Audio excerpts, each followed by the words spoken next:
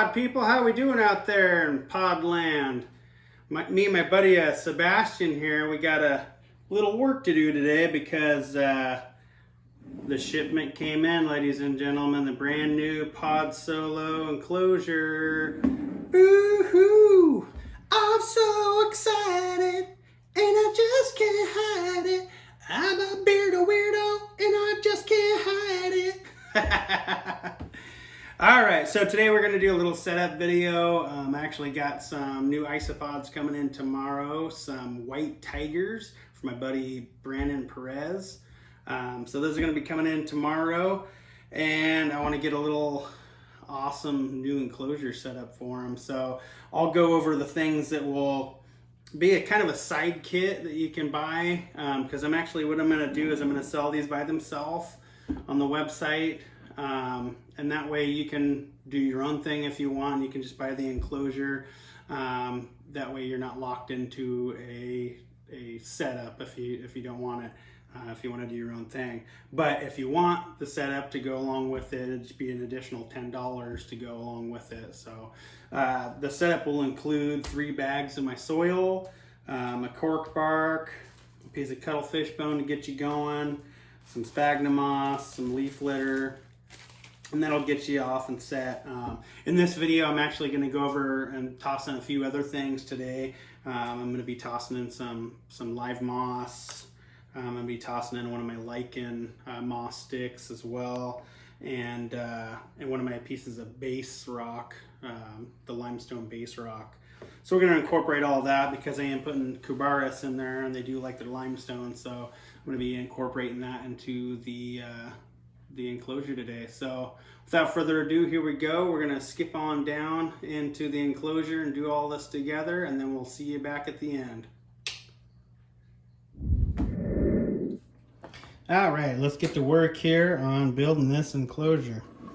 So, nice slide lid. We can just go ahead and pop that off, set that off over here. So we're going to start out with our dirt. Got 3 bags here to dump in.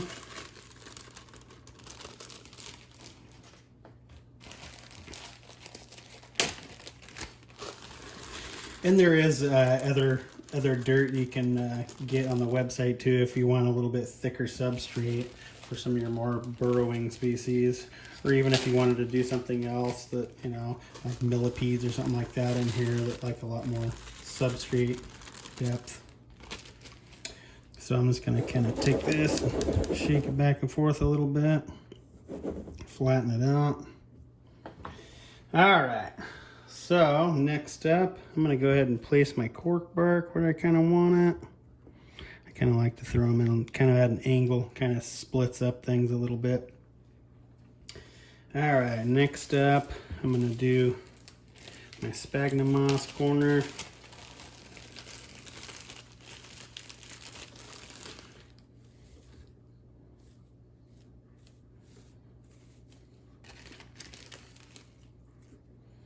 Alright, it's the dry moss. We'll add some moisture to that here in a minute.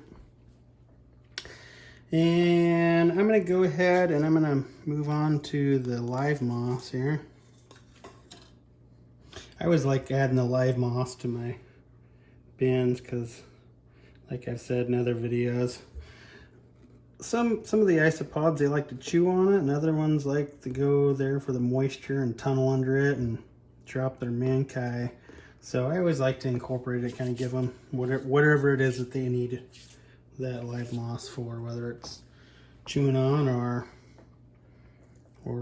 dropping those babies in. I'm going to toss in this lichen stick, something kind of like this.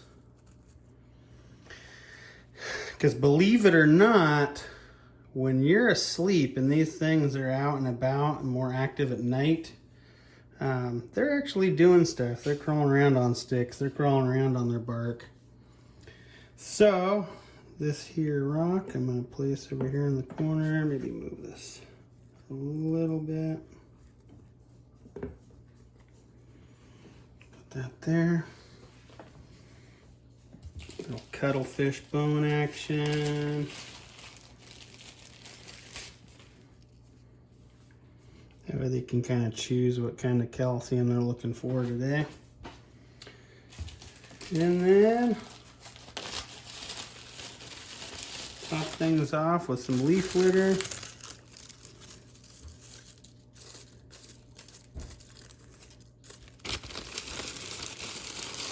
I might not even put all this in here. I might just save some for another day. So I'm gonna go ahead and grab my mister real quick.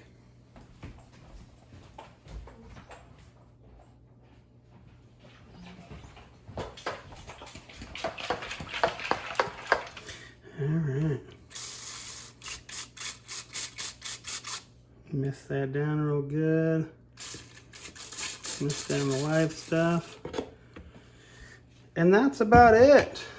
And the dirt comes with a little bit of moisture in it, so I'm not going to get too crazy with the moisture and the rest of it, but it is a Kubaris I'm going to be putting in there, so they do like it a little bit more moist, but it's actually got some moisture to it already in the soil, so I'm just going to leave that be. But yeah, that's it, folks. And then we'll take and put the lid back on like so. And there you have it. Pod Solo bin. Pod Solo. All right. I'll cut back in and see you right now. So there you have it, folks. Pretty simple setup. Nice and clean.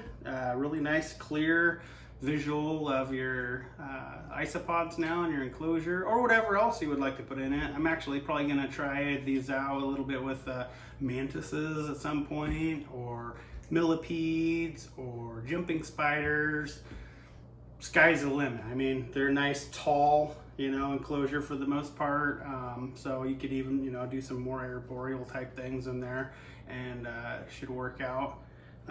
But yeah, check it out.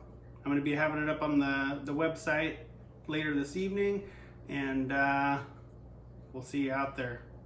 Pod Solo out. Bye. Bye. Oh man, I totally forgot. So tomorrow when I get my new isopods from Brandon Perez, I'm going to be putting them in here, and I'll get a few pictures, a few snapshots in the new enclosure, and I will post it up on the Facebook page.